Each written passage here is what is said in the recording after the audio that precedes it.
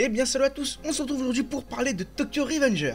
Car il y a peu, j'ai rattrapé tout mon retard sur Tokyo Revenger, que ce soit l'anime ou le manga. Et j'ai décidé de vous en parler sur la chaîne suite à un vote dans l'onglet communautaire. Tout d'abord, Tokyo Revenger est un shonen écrit et dessiné par Ken Wakui. Le manga est sorti en mars 2017 et est toujours en cours. Il y a actuellement 22 volumes et le manga est édité chez Glénat en France. Un animé a vu le jour en avril 2021 et est toujours en cours de diffusion. Nous sommes actuellement à 12 épisodes. Et il y a un film prévu le 9 juillet 2021. Pour parler rapidement du synopsis, on suit la vie d'un certain Takemichi Anagaki, un garçon âgé de 26 ans qui mène une vie morose. Cependant, via certains événements, il peut remonter le cours du temps. Et en faisant ça, il a pour but de sauver une personne qui lui est chère. Je vais pas trop en dire pour le synopsis, pour éviter vraiment de vous spoil, car l'épisode 1 est quand même bien. Et c'est là où on apprend vraiment les enjeux de Tokyo Revenger. Du moins les premiers enjeux. Comme dit au début de la vidéo, j'ai tout rattrapé sur Tokyo Revenger. J'ai enchaîné les 10 épisodes de l'anime, puis je suis passé sur le manga juste après. Je tiens bien à dire que j'ai commencé par l'animé et non le manga. Animé d'ailleurs qui est énormément censuré. C'est pour ça que les gens qui vont vous conseiller Tokyo Revenger vous diront toujours de commencer par le manga. Cependant, l'animé est tout de même correct, malgré les nombreuses censures qu'il y a. Et que dire sur Tokyo Revenger? Ce manga est incroyable. Je ne m'attendais pas du tout à ça. Bien sûr, je l'avais déjà entendu parler sur Twitter, je voyais toujours des photos de profil Tokyo Revenger, etc., etc.,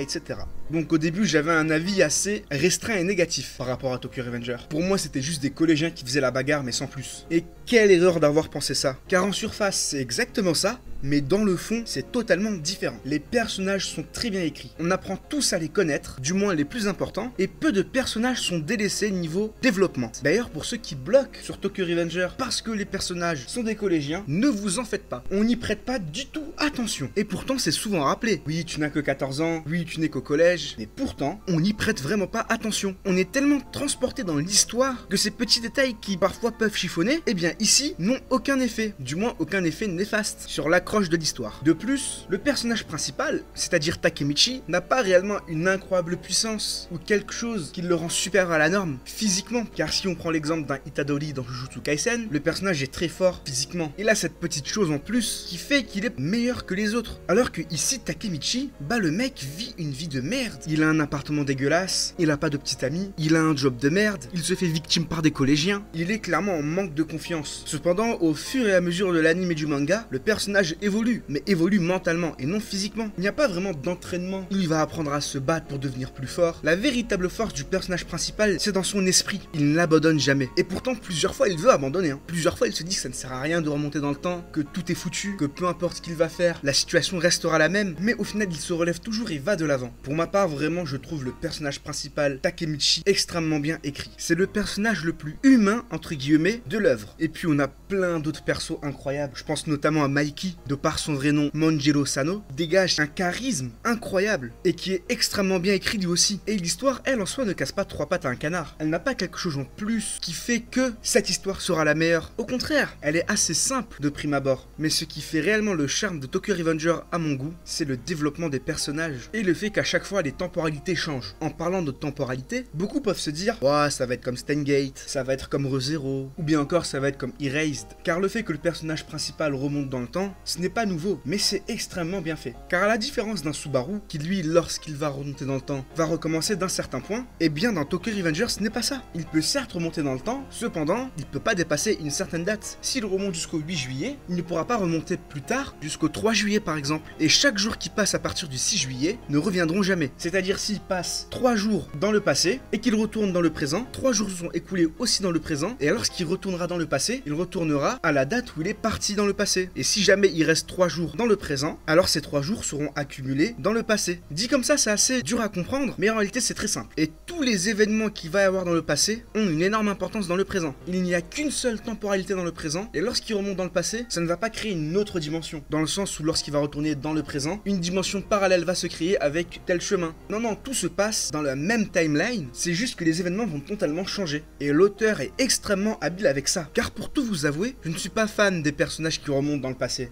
Sauf que dans Tokyo Revenger, eh ben c'est très bien fait. L'histoire est d'autant plus intéressante dans le présent que dans le passé. Et le présent et le passé ont un impact sur le futur. Le héros peut très bien sauver le passé, entre guillemets, mais pas pour autant sauver le présent dans lequel il est. Comme sauver plus ou moins le présent où il est, mais sans pour autant avoir un meilleur futur pour cela. Et réellement, c'est un énorme bon point pour Tokyo Revenger. Le fait que les sauts dans le temps sont très bien gérés. On peut ajouter à ça de très beaux combats avec un beau message derrière et surtout un excellent style de dessin. Le style de dessin de Tokyo Revenger est très réaliste, comme l'univers en soi. Mais via ces dessins, on arrive réellement à ressentir l'intensité des personnages. L'intensité dans leurs discours, dans leurs actes. On ressent vraiment toute cette détermination. Et rares sont les mangaka à réussir à faire ça. Réellement, pour moi, Tokyo Revenger est un énorme coup de cœur. Je suis parti avec un avis totalement négatif et j'en suis là aujourd'hui à attendre le prochain chapitre pour faire des live reaction. Vraiment, ce manga est excellent, donc je vous le conseille énormément. En plus de cela, le manga est actuellement dans sa phase finale. L'auteur fait actuellement le dernier arc du manga. Donc je ne peux que vous pousser à aller lire le manga afin d'être à jour et de suivre tout ça tous ensemble. Et si je devais donner une note à Tokyo Revenger, je pense que je lui donnerais un bon 8,5 sur 10, voire 9 même. Car encore une fois, l'œuvre m'a énormément touché et je la trouve vraiment très belle dans les messages qu'elle fait passer. Voilà en ce qui concerne cette vidéo. D'autres vidéos sur Tokyo Revenger arriveront, notamment sur l'anime et surtout sur le manga. N'hésitez pas à me dire ce que vous avez pensé vous de Tokyo Revenger si vous avez déjà lu. Et n'hésitez pas à me dire si cette vidéo vous a donné envie de lire